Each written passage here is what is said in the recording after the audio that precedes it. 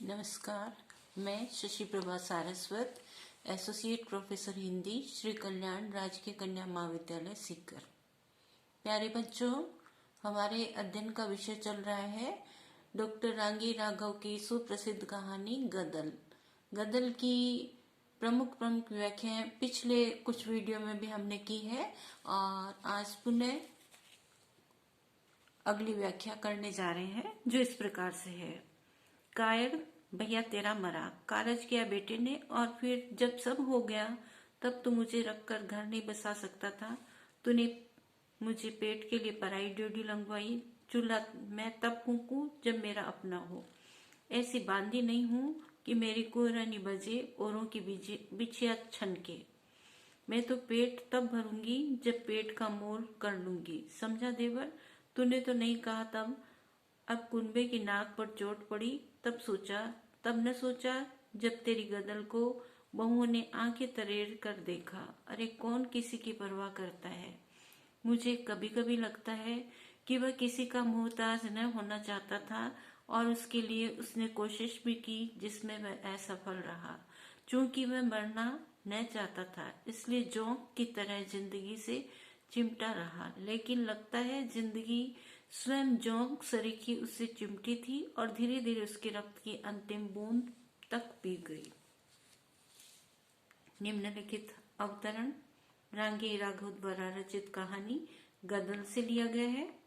गदल का पति मर गया था। गदल के देवर ने उसे उसके पति के मर जाने के बाद पत्नी के रूप में स्वीकार करने से मना कर दिया। परिणाम स्वरूप वह दूसरे व्यक्ति के यहाँ जाकर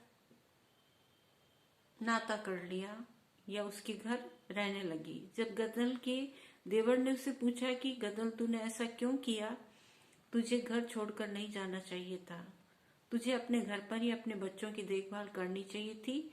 देवर की इन सब बातों को सुनकर गदल कहती है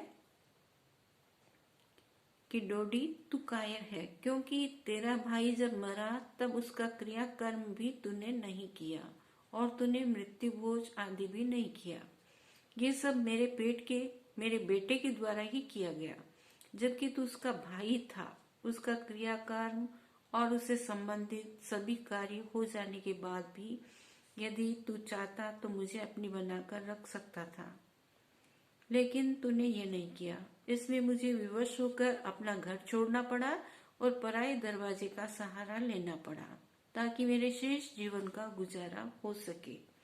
तू जानना चाहता है न कि मैं अपने घर पर क्यों नहीं रही? तो इसका जवाब मैं देती हूँ कि मैं घर पर काम करने के लिए, खाना बनाने के लिए तो तब रहती जब मुझे इस बात का पूर्ण विश्वास होता कि यहाँ मेरा भी कोई है। मैं नौकरानी के रूप में इस घर में नहीं रह सकती थी कि मैं काम करूं और दूसरे चैन की सांस ले। मैं अपना पेट भरने के लिए किसी घर पर रहना तभी स्वीकार करूंगी जब पेट का मोल कर लूंगी। गदल ने अपने देवर से ये बात भी कही कि तूने मुझसे किसी भी प्रकार की बात नहीं की थी और न तूने कोई जिम्मेदारी ओढ़ी। जब मैं दूसरे के घर जाकर बैठी हूँ तब तुम्हारे परिवार की नाक पर चोट पड़ी, इज्जत का सवाल हुआ, अर्थात तुम्हें अपनी बेइज्जती महसूस हुई। उस समय तुम्हारे द्वारा मेरे लिए कुछ भी नहीं सोचा गया था, जब तुम्हारी बहुओं ने अपनी आंखें तरेर कर मुझे देखा था। इस आधार पर मैं ये बात मानती हूँ कि कोई किसी का ध्यान नहीं रखता, सब अपने अपने बारे में सोचते हैं।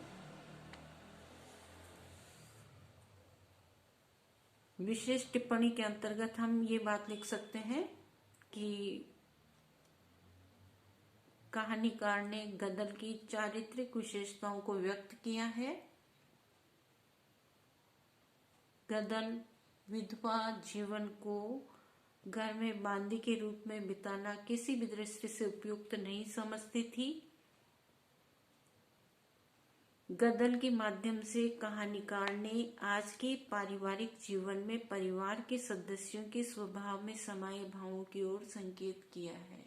घर के जितने भी सदस्य हैं, सबकी अलग अलग विचारधारा और बड़ों के प्रति आदर भावना न रहना और गदल का उसी की बहुओं के द्वारा नफरत, घृणा और तिरस्कार का भाव, ये सब इसमें बताया है। गदन का देवर कायरतापूर्ण, भीरुतापूर्ण व्यवहार उसके साथ करता है, जिसकी उसे उम्मीद नहीं थी। वह यही चाहती थी कि मैं इसी घर में रहूं और देवर की पत्नी बन करके इसी घर में मालकिन बन करके रह जाऊं। मेरा परिवार भी वही रहेगा और मैं घर की मालकिन बन करके रहूंगी।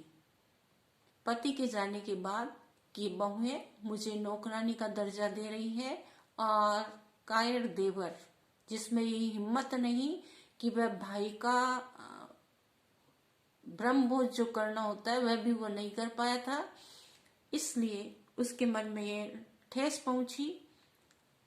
और देवर की मृत्यु जब होती है तो ये गदन ही आकर के पराये घर की हो जाने के बावजूद भी किसी से नहीं डरती, समाज से नहीं डरती और आकर के स्वाभिमान पूर्वक अपने देवर का ब्रह्मभोज करती है। जबकि सरकार द्वारा 35 लोगों के लिए ही कहा गया है, फिर भी वह बंदूक की नोक की परवाह किए बगैर छत पर खड़ी हो जाती है और ब्रह्मभोज को पूरा करती है।